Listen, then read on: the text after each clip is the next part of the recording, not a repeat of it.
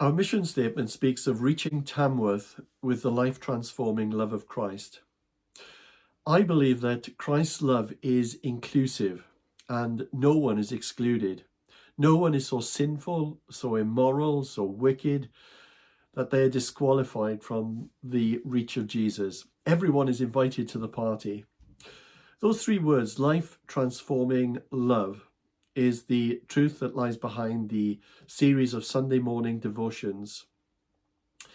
The Gospels, especially Luke's Gospel, are full of such stories of men and women who were welcomed with open arms, even though they didn't deserve it. The religious like to say, no, you are disqualified, you're excluded. But with Jesus, it was always different. It was always arms open wide. You're welcome. Come. And I never tire of reading these stories because they show me what God's kingdom is meant to be like and what God, the God I love and serve, is like. Now, these stories also remind and challenge me what Christ's church is called to be and what our church, as a local expression of the universal church, is meant to be. One of my all-time favourite gospel stories is found in Luke chapter 7. We read of an occasion when Jesus was invited to an evening meal at the home of a Pharisee named Simon. Let's pick up the story in Luke chapter 7, verse 36. When one of the Pharisees invited Jesus to have dinner with him, he went to the Pharisee's house and reclined at the table. When you think of this scene, please don't think of Leonardo da Vinci's famous painting of the Last Supper with Jesus and the disciples serenely sitting around one side of a dining table on ladder-back chairs. Da Vinci was interpreting the scene through Renaissance eyes. Jesus would have been lying down on his left side with the food on the table low to the ground, as was the ancient custom. The woman in that town who lived a sinful life learned that Jesus was eating at the Pharisee's house. So she came there with an alabaster jar of perfume. Again, when reading the scriptures, it's so important to put first century spectacles on to see clearly what's going on here. This woman wasn't what we would call a gatecrasher. As in Middle Eastern homes at this time, it was a common custom that when a host invited a famous guest to his home, people from the community came in and sat quietly around the room and listened to the conversation. We might find that a very strange idea, but maybe it isn't as strange as it first sounds.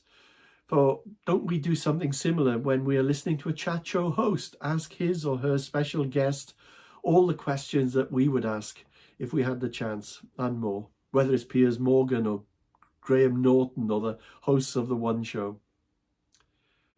As she stood behind him at his feet weeping, she began to wet his feet with her tears. Then she wiped them with her hair, kissed them, and poured perfume on them. Oh dear, I can well imagine the host Simon getting pretty hot under the collar. He's invited Jesus for dinner, and here's this exhibitionist who has a bit of a reputation for loose living, kicking off. I imagine the embarrassment would be a little bit like inviting the bishop to your quaint rural Anglican church in the home counties, and that notorious family devoid of any social etiquette and decorum from that infamous housing estate getting wind of it. And to make matters worse, they choose to sit on the front row with their 16 kids, all blowing raspberries and making other rude noises and throwing paper planes at the bishop, much to the irritation and the embarrassment of the vicar and the elderly upper middle class congregation. I imagine that gets close to the discomfort that Simon was feeling. This was pretty embarrassing. She broke a number of social conventions of the day, weeping loudly, which he might have interpreted as some kind of attention-seeking, or worse still, allowing her tears to wet the feet of the honoured guest, and then untying her hair which is an absolute no-go in the ancient world. It was only women of ill repute, loose women, prostitutes, who ever did such a thing. The evening was going from bad to worse. When the Pharisee who had invited him saw this, he said to himself, "If this man were a prophet, he would know who is touching him and what kind of woman she is, that she is a sinner." Now, Simon had seen enough. His mind was already made up. This Jesus was not the man he thought he was, or at least the man that others claimed him to be. A prophet? No way. If he was a prophet from God, then he would have known what kind of a woman this was and would have put a stop to all this nonsense there and then. He would never have allowed himself to have been defiled in this way or permitted the charade to continue. Jesus answered him, "Simon, I have something to tell you." Let's stop there for a moment. That's an interesting comment. Jesus answered Simon. But Simon hadn't actually asked Jesus a question. Simon hadn't opened his mouth. But Luke tells us that Jesus answered him anyway. Julie often says to me, "Steve, you don't need to open your mouth. Your face says it all." Thanks, Julie. Well, maybe Jesus caught a glimpse of Simon's face and knew what he was thinking. We're not told. "Simon, I have something to tell you." "Tell me, teacher," he said.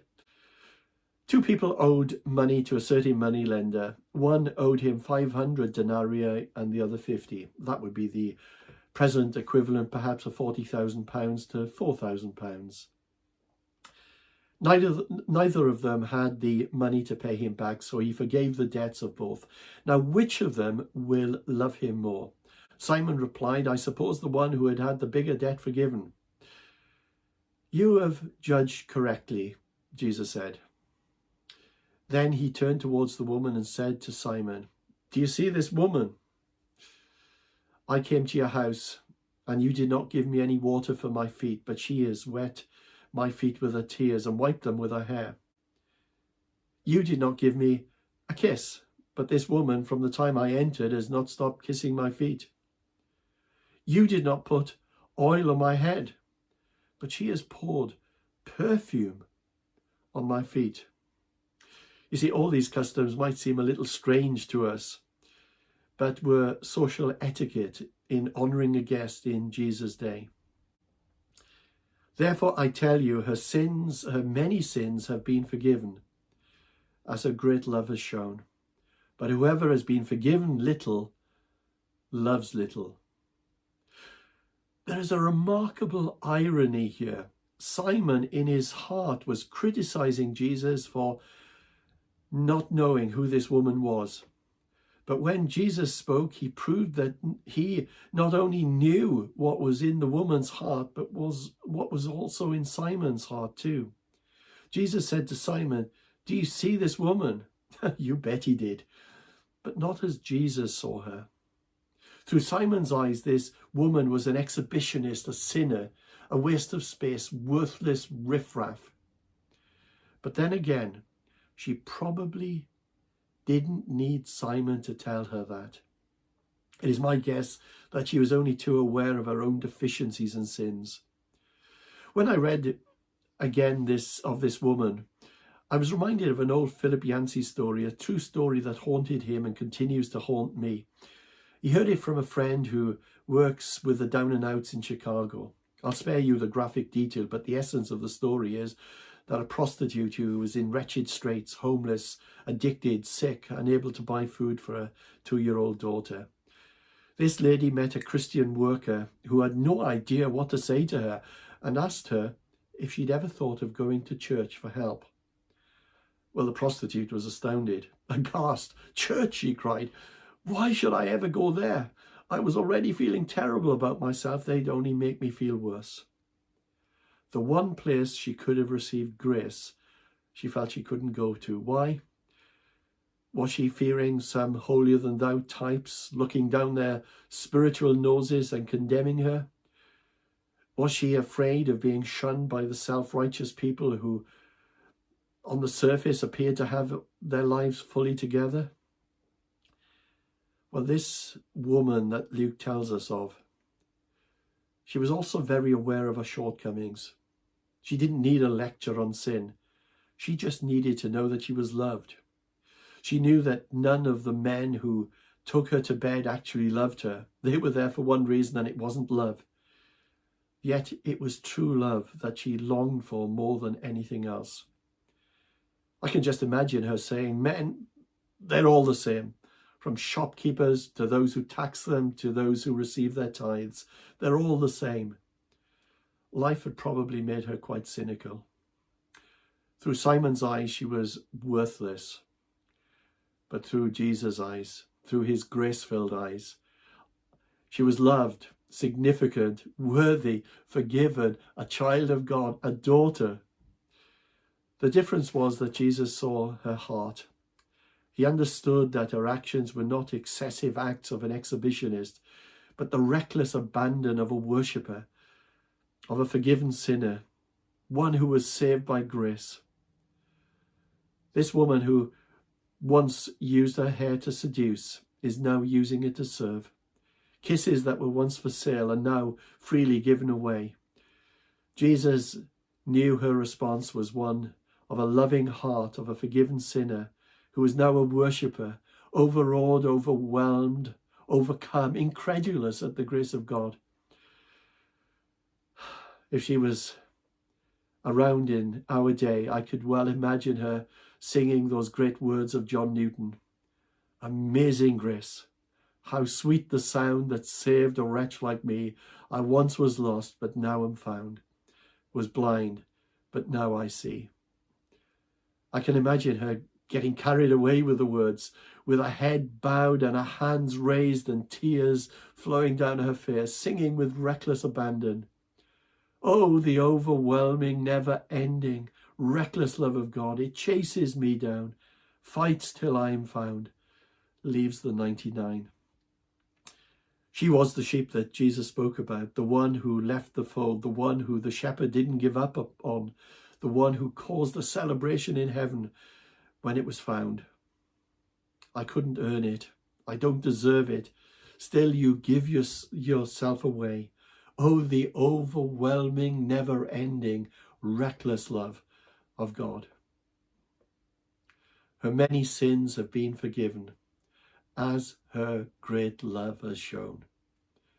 But whoever has been forgiven little, loves little. Jesus is declaring that her actions were evidence that she had been forgiven her many sins, which begs the question, what is the evidence that we have been forgiven much? Do we exhibit the same kind of passion for Jesus that she demonstrated?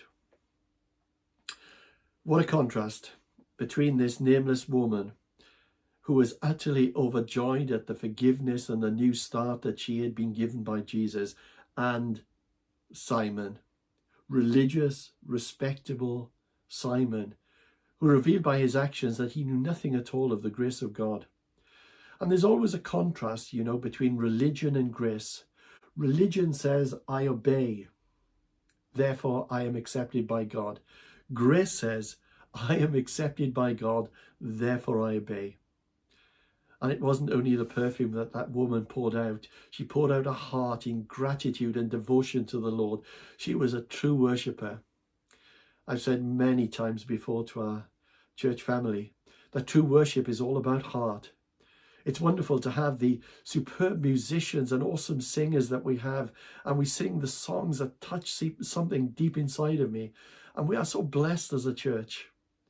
But true worship is actually more about, more profound than songs and music. As someone once said, it is better to have heart and no words than words and no heart. True worship comes from a transformed life, from an encounter with Jesus, from an experience of his love and forgiveness, from knowing the joy of a new start and a hope for the future. When I first became a follower of Jesus 46 years ago, hard to believe, we used to sing a song about God's grace. a song that was written in the mid-1800s. There was hardly a dry eye in the place when we sang it. It reaches me, it reaches me. Wondrous grace, it reaches me. Pure, exhaustless, ever-flowing. Wondrous grace, it reaches me. Well, I thank God for his grace. It did reach me. And that his grace continues to reach the broken and the bruised, the lost and the lonely, the angry and the anxious, the troubled and the tempted, the depressed and the deprived, and rich and poor, black and white, straight and gay, young and old, devout and deviant, princes and prostitutes. It reaches me. It reaches me. Wondrous grace, it reaches me. Pure, exhaustless, ever-flowing, wondrous grace, it reaches me. This series is all about the transforming love of God. And when a person experiences the love of God for themselves, transformation happens. As Andrew Lloyd Webber wrote in that lovely song, love changes everything. And he was right, although I'm pretty sure he wasn't thinking about the most perfect and most pure love of all loves. If a frail, feeble, fickle human love can change everything, how much more when we come to experience the everlasting love of God, the God who created the heavens and the earth. Rob Parsons, founder of Care for the Family, is a great storyteller. He tells one story about a girl named Emily, and I would like to read that to you now.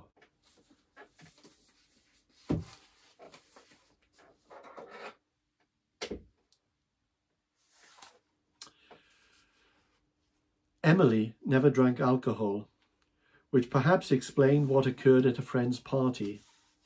Very simply, she thought the punch was non-alcoholic. It wasn't. After she drank 2 glasses, she sat next to me and did something I had never known her to do before. She began to talk like a normal person. There was none of the usual sarcasm about other guests or the standard of the food. Emily looked as if she was too weary for all that, and a wistful look came to her eyes. Instead, she began to tell me about her childhood. Her father had died when she was 9, but her memory of him were good ones. She would often come home from work, sweep her into his arms and tell her he loved her. If he was late and she had already gone to sleep, he would slip into her bedroom and sit at the end of her bed. She remembers stirring sometimes and saying sleepily, "Hello, Daddy. What are you doing here?" His reply was always the same. "I'm watching you and thinking how beautiful you are."